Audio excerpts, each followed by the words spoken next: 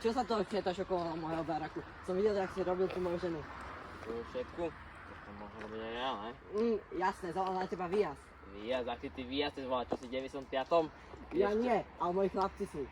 Hej, do toho chcem vidieť. Dobre, tak si počkaj chvíľku, hej. Dobre.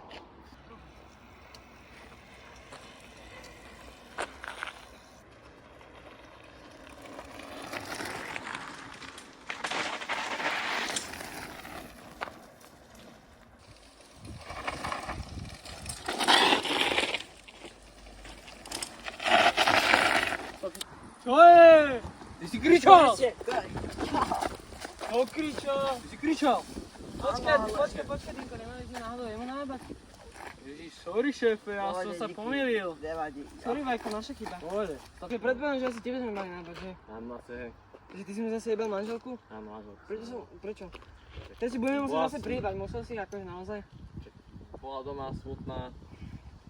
Máš na výber, šéfe. Buď sa rozbehnem a dám mu koleno na hrudník, alebo dám lokeť na hlavu 3. stupňa. Všetko je za 5 kg. Dobre, to druhé, nejak si toto volím. Dobre, idem sa opýtať. Že ešte, Vajco, teda máš ešte jedenkrát na výber. Normálne ťa to proste odeviem 9, že pán sem, že normálne ti proste nájdem Tá tak. noha nahoru radšej. Dobre. A ešte som zabudol. Platí sa vopred. Dneska alebo zajtra vám to pošlem na kartu. Tak to sa nedá. A za to, že ste mi dali omyl facku, to ne. Beriem vám vopred, takže... Ne. Rušky, ideme preč.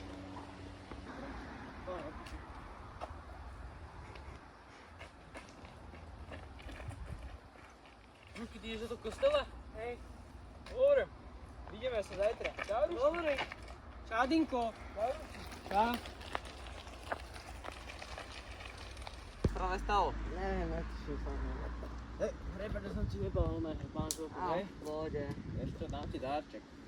Jej, díky, to sú moje najobľúbenejšie. Vedel som, no. Neošetríš mi to doma? Hej. Tak poď ku mne domov, žena dačo navarí. Dobre, poďme.